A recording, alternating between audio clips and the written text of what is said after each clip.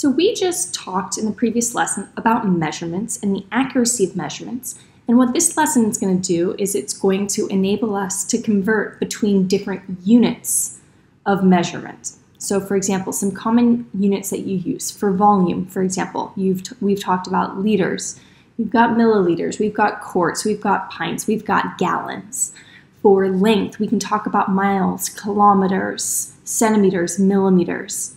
For time, we can talk about seconds, hours. For mass, we can talk about kilograms or grams or tons, etc. And so what we're going to be doing in this lesson is I'm going to be showing you the proper procedure for how to convert between different units of a type of measurement. Now, there is one concept that I wanted to first introduce, and that is this concept of a prefix. Now, a prefix is simply a letter that you can put in front of a unit that will cause that unit to increase or decrease in size. So the first concept, I'm going to go to the middle right here, and it's base units. Okay, so base units are your typical units that don't have prefixes, so meters, seconds, liters, grams. As soon as you put a prefix in front of it, that letter, you will change the value of that unit. So I'm going to start with one that you're probably familiar with, centi.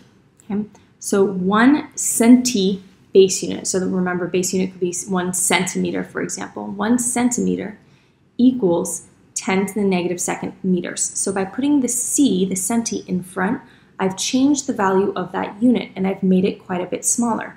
Because instead of having 1 meter, now 1 centimeter is 10 to the negative second meters. I've decreased the value by 100-fold. Okay, so a couple of other prefixes you might be familiar with. 1 milli, so this could be 1 millimeter equals 10 to the negative third meters. Or it could be 1 milliliter equals 10 to the negative third liters. So the base unit can be either meters, seconds, liters, grams. The value, though, of that prefix, what it does to the unit, is the same. So if I put a milli in front, it's now going to make it 1,000-fold smaller, 10 to the negative third. Okay, so I'm going to just read through these and make sure they make sense to you.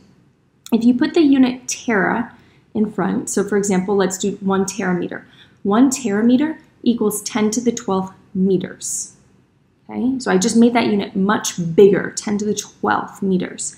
By putting a capital G in front, 1 giga, let's say 1 gigasecond, is 10 to the 9th seconds. 1 megagram, let's say for example, capital M, megagram, equals 10 to the 6 grams. This is one you should be familiar with. 1 kilometer, or 1 kilosecond, or 1 kiloliter, or 1 kilogram, equals 10 to the third, either meters, seconds, liters, or grams. 1 hectometer equals 10 to the second meters, and 1 decasecond, or 1 decameter, equals 10 to the first, or just 10 seconds or meters.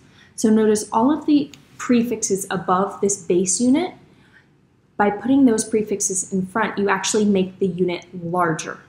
Okay. However, if we go below, deci, 1 decimeter equals 10 to the negative first meters. As we said before, 1 centimeter equals 10 to the negative second meters. 1 milliliter equals 10 to the negative third liters. And this symbol is a micro, so it's a long stem for the, and then it's just a U. Okay?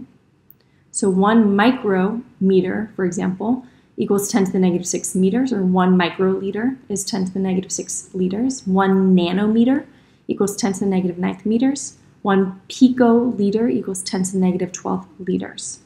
Okay?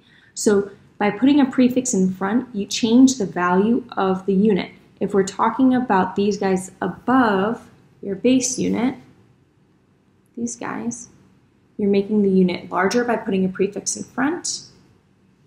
If you're talking about these guys, you're making the unit smaller. Now, the good news is you don't need to memorize these. However, you'll get pretty used to using them, but I will always give you that relationship. Okay? So let's actually look at some unit conversions and we'll use these relationships as we go. So here are the steps that you need to complete for unit conversion. Step 1, you need to write your given. So let's look at our example as we go through our steps. It says how many meters are in 14.2 decameters. So my given here is 14.2 decameters. That's the value that is given to me. All right, step 1 is done. Now I need to crisscross swoosh. So what that entails, crisscross swoosh. Okay, step 3, write the unit that needs to be canceled in the denominator. So since I'm trying to get into meters, I want to get out of decameters. So I'm going to put decameters on bottom. Okay. And then step 4 tells you write the unit you want to convert to in the numerator. Well, I want to get into meters. Okay. So it says write in the conversion factor. So the relationship between meters and decameters. This will be given to you, or this table up here will be, but let's look. Deca. It says 1 deca base unit equals 10 base units. So in this case, since I'm dealing with meters, it would be 1 decameter equals 10 meters. So I'm going to put in that relationship right here. So I have 1 decameter equals 10 meters. Okay? And you'll use the relationship that's given to you. You're not expected to memorize that. So I'm going to take 14.2, and because my number is in the numerator, I'm going to multiply. If it were in the denominator, I would divide, but it's in the numerator, so I'm going to take 14.2 and multiply it by 10, and so my answer I get is 142 meters. Okay? Before I'm done, there are 2 things you always need to double check before you finish a problem. The first is significant figures. The 10 meters equals 1 decameter, that is a relationship. So that will not count towards significant figures, but 14.2 will. Well, 14.2 has 1, 2, 3 sig figs. The answer I wrote, 142, also has 3 sig figs. So I'm good there. And the last thing I need to check is, do I have units? And I put meters, so I'm good to go. So let's look at another example. Here I give you 4.5 times 10 to the negative 8th. So let me write that out. Okay, and my units are grams. Okay, crisscross swoosh.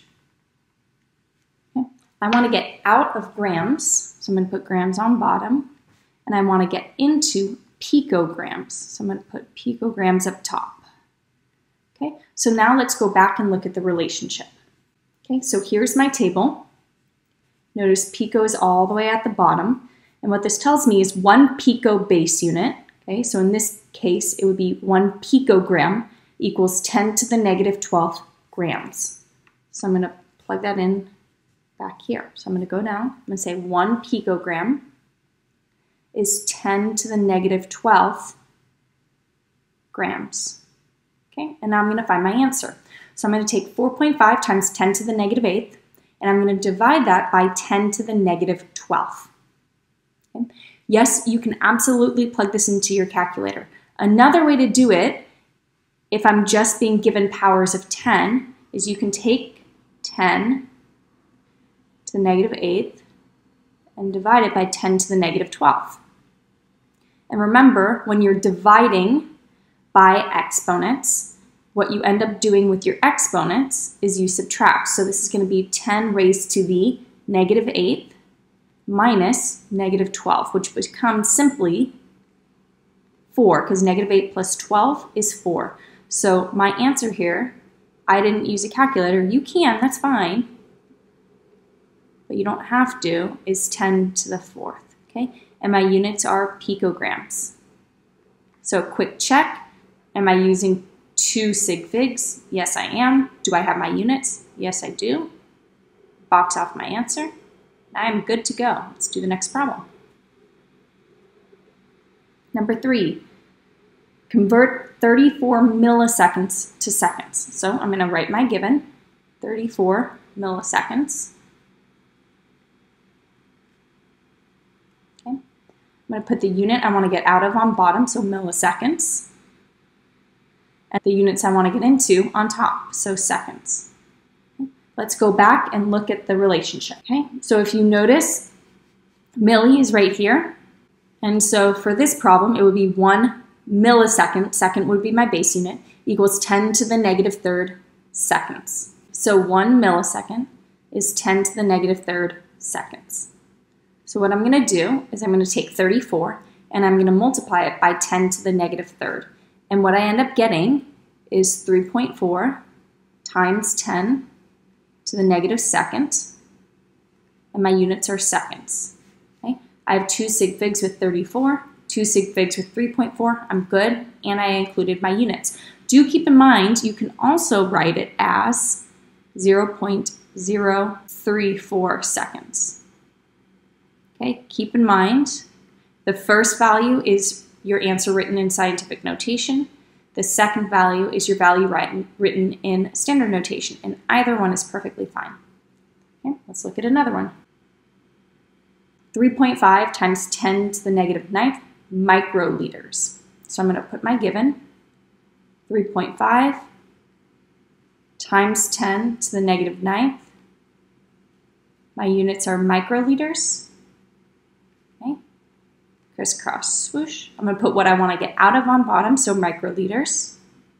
And I'm going to put what I want to get into on top, so liters. Now I need to go look at my relationship. So notice here, 1 micro base unit, so 1 microliter equals 10 to the negative 6 liters. Okay, so 1 microliter is 10 to the negative 6 liters. Okay, so what I'm going to do to solve this, I'm going to take 3.5 times 10 to the negative 9th, and I'm going to multiply it by 10 to the negative 6th. Now, yes, you can absolutely use your calculator, that's fine, or we can do a little bit of algebra. Remember, when we divided before by our exponents, we subtracted our exponents. Here, when we multiply, we actually end up adding. So negative 9 plus negative 6. So the exponent I'm going to have for my answer, so I'm going to have 3.5 times 10 to the negative 15th. And my units are liters. Okay, double check sig figs, double check units. Sig figs, 3.5 has 2 sig figs, 3.5 has 2 sig figs. Units are liters, units are liters. Okay? Now, yes, you could have written this as 0 point and then include 14 zeros, 3.5. I just really would not have liked you if you had done that. So up until this point, we've converted from a unit with a prefix to the base unit, or from the base unit to a unit with a prefix. So for example, from grams to kilograms, or from kilograms to grams. But what if I throw in 2 units with prefixes? What do I do then? Well, if you look back at your table, at your prefix table, what you'll notice is you know the relationship between kilograms here and grams, which is your base unit, and you know the relationship between grams and milligrams. However, I don't know the relationship between kilograms and milligrams. So what we're going to do here is we're going to use our conversions to go from kilograms first into grams, and then we're going to go from grams into milligrams. Okay, so let's actually do that. So I know my given is 863 kilograms. Okay, and as I noted, the first thing I'm going to want to do is I'm going to want to get out of kilograms.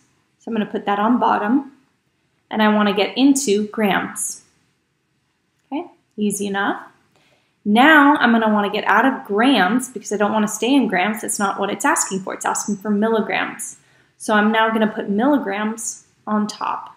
Okay, so go back to your table, and what you will see is that 1 kilo base unit, or 1 kilogram, is 10 to the 3rd base units, or 10 to the 3rd grams.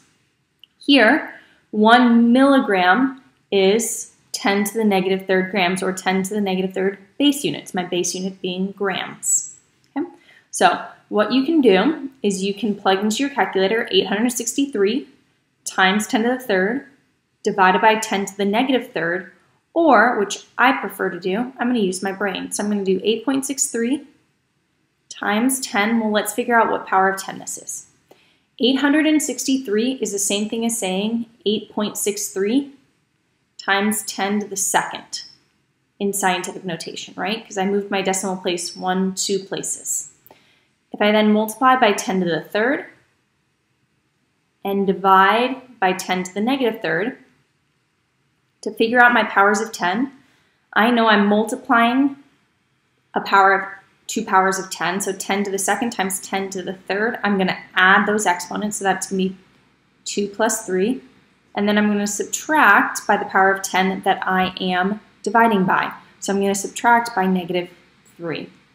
So what I end up doing is taking 2 plus 3, so that gives me 8. So my final answer is going to be 8.63 times 10 to the 8th, and my units are milligrams. Okay. Keep in mind 863 has 3 sig figs. 8.63 times 10 to the 8th has 3 sig figs. My final units were supposed to be in milligrams. I'm in milligrams, and I'm good to go.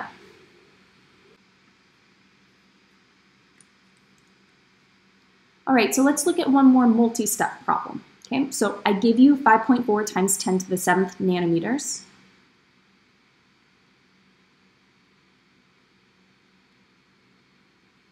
Okay, and I ask you to get into kilometers. Now, keep in mind, I don't know the relationship between nanometers and kilometers. What I do know is the following. I do know that 1 nanometer is 10 to the negative 9th meters, and I know that 1 kilometer is 10 to the 3rd meters. So what I'm going to want to do is first go from nanometers and convert into meters, and then from meters I can convert into kilometers. Okay? So let's do that. I'm going to go get out of nanometers, and I'm first going to get into meters. Okay? I don't want to stay in meters, so what I'm going to do is I'm going to get out of meters, and I'm going to get into kilometers. And based on the table that we just looked at, I know that 1 nanometer is 10 to the negative 9th meters, and I know that 1 kilometer is 10 to the 3rd meters. Okay, so my answer is going to be 5.4 times 10. Okay, let's do a little bit of math. So I have 5.4 times 10 to the 7th. So my 10 to the 7th, I'm going to be multiplying by 10 to the negative 9th, and then I'm going to be dividing by 10 to the 3rd. So remember, for exponents, 10 to the 7th times 10 to the negative 9th, remember I add my exponents there, so 7 plus negative 9, and then when I divide by an exponent, I subtract. So now I'm going to subtract by 3. So 7 plus negative 9 is negative 2. Negative 2 minus 3 is negative 5. Okay? You can always double check yourself on your calculator, but it's nice to use our brains a little bit sometimes. Okay? And that's my answer.